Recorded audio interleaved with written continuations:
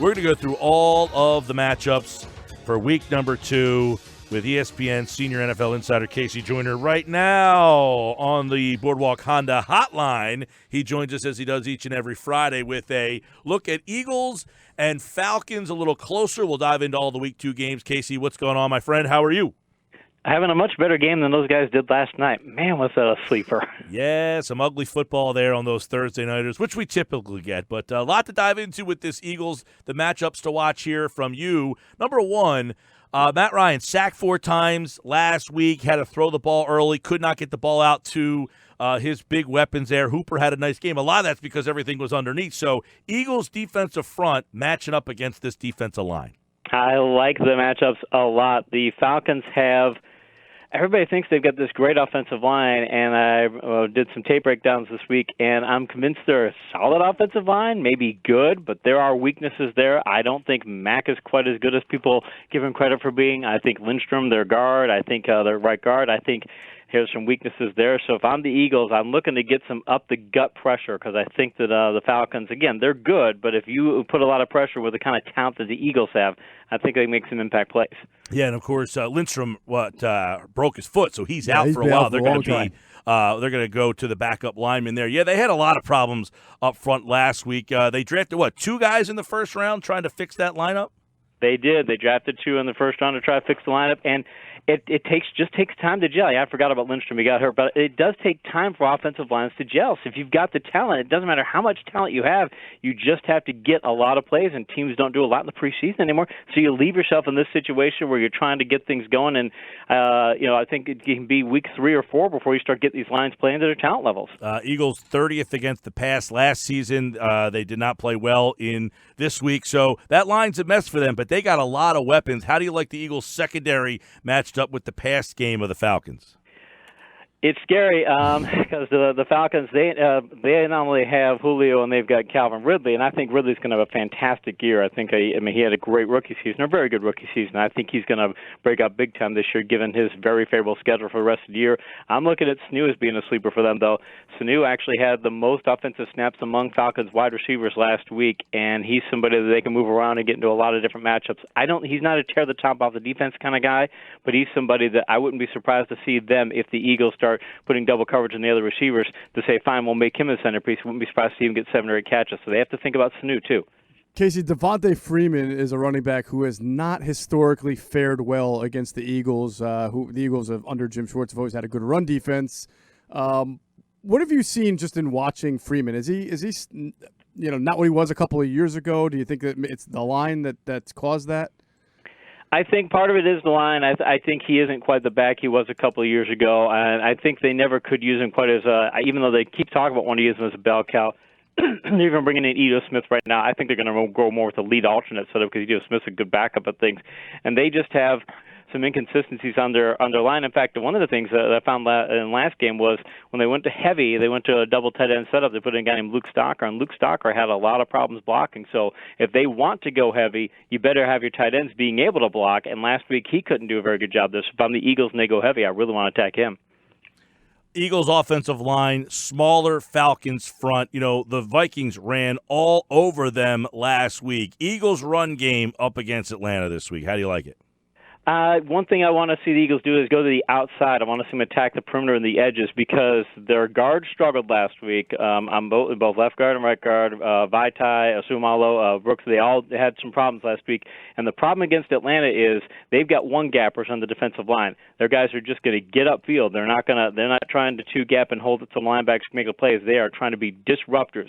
And Minnesota tried to do a lot of combination blocking last week where you get 2 linemen blocking a guy and then one releases to the second level, and they try to do that and again across the line, especially with Tack McKinley. You had the Falcons just destroying those blocks. If I'm the Eagles, I want to do a lot of zone blocking. I want to go wide. I want to make those guys move laterally because if you try and go just straight ahead against them, I don't like the Eagles in that matchup.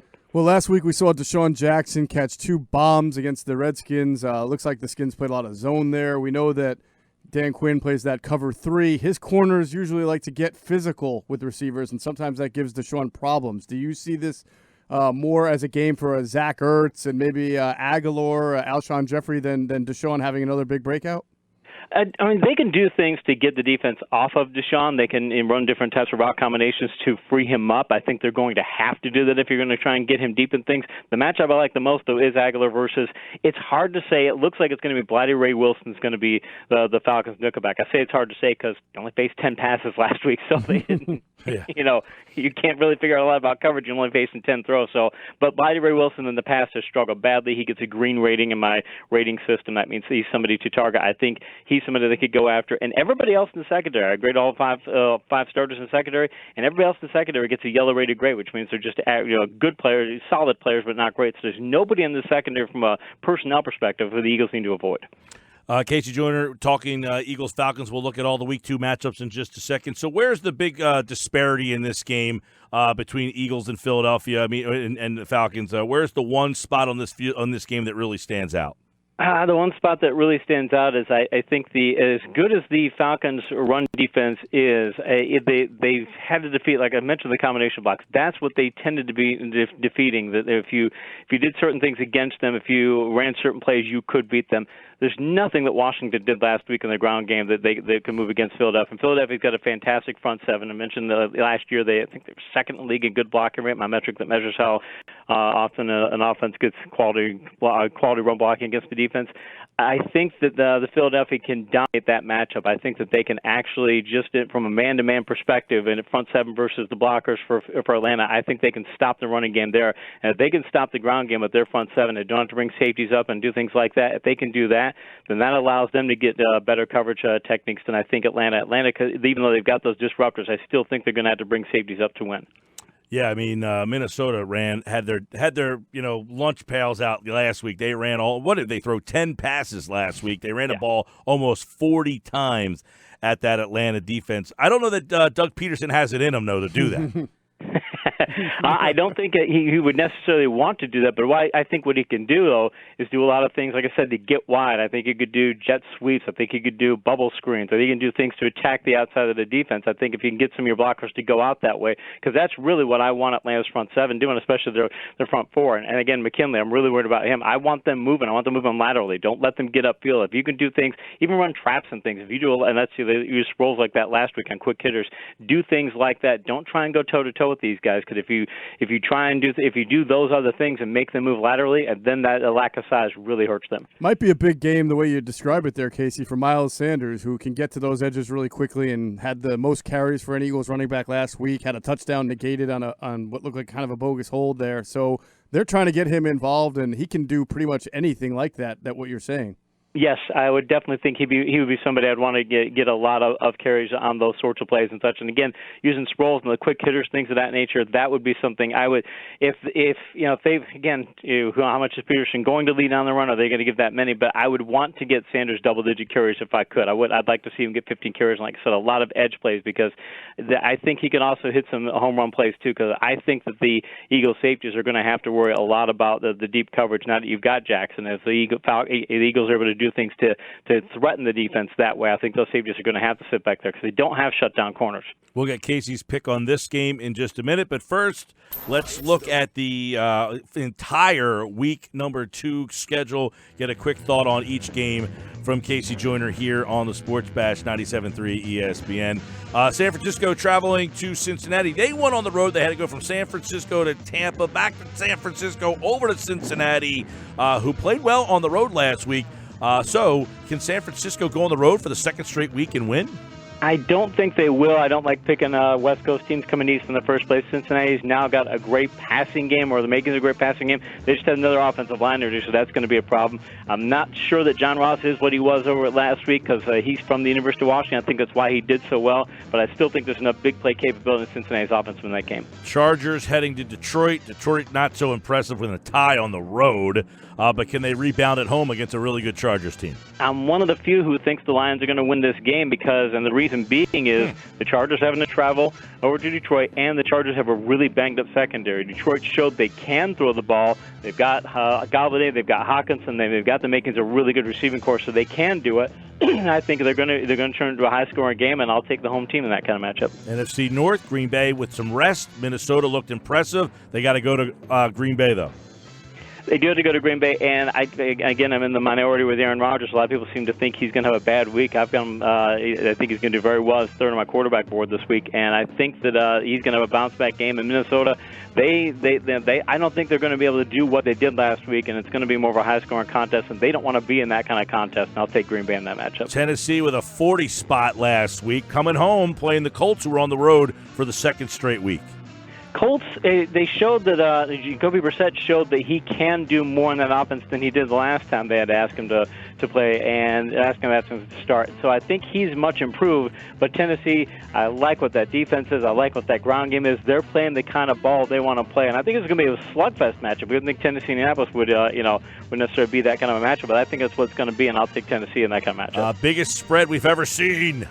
Patriots going to Miami. They've won in 5 their last 6 down in South Florida. Can Miami pull this off there, pal? No way. We're breaking down Miami's tape. You could see they were quitting on stopping the run. On the first play, they gave like a 40-yard run. You could see they didn't even want to have anything to do with it. It wasn't like that game just turned later on. Jeez. They started from out of the gate. I think the same thing's going to happen this week. Buffalo won in MetLife last week. Can they make it 2 in a row against the Giants? I'm going to take the Giants in that one just because I generally, in a matchup where I've got 2 even teams, I will pick the home team. Plus, the Giants are able to run the ball. Their run game is exceptional. They've got Barkley. And I'm still not convinced that Buffalo's got a very good run defense. And not only that, but you take away that little comeback part, their offense looked terrible last week. And I think the Giants are going to get them more than people think.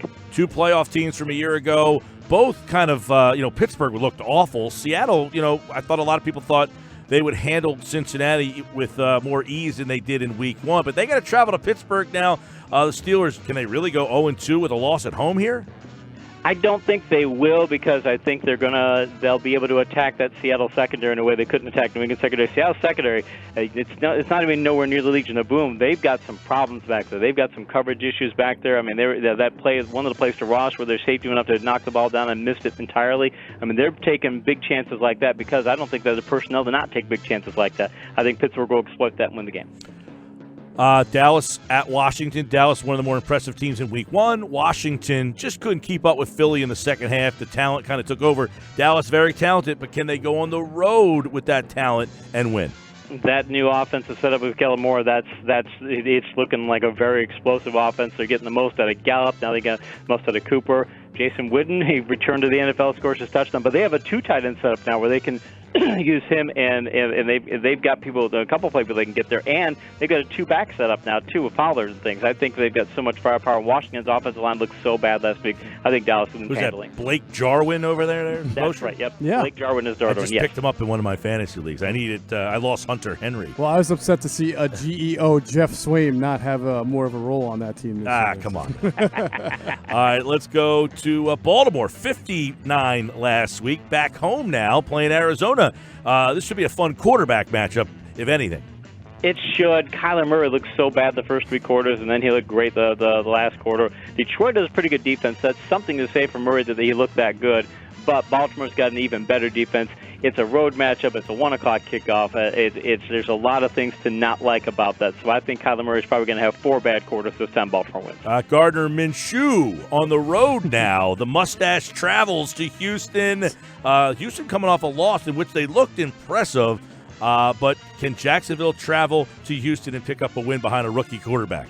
Minshew if I remember right, he tied or set the record for most consecutive completions for a quarterback in his first start. So looked really good, but that was against the Kansas City defense that was not playing well. Houston's defense is playing well. Jacksonville could also be missing A.J. Bouye, which would be a big problem for them because then Will Fuller's going to get a backup corner. So I'll take Houston in that one. Kansas City defense, speaking of which, do they need to play well to beat the Raiders on the road, or are they good enough to walk into Oakland and pick up a win with that offense? They scored 40 last week.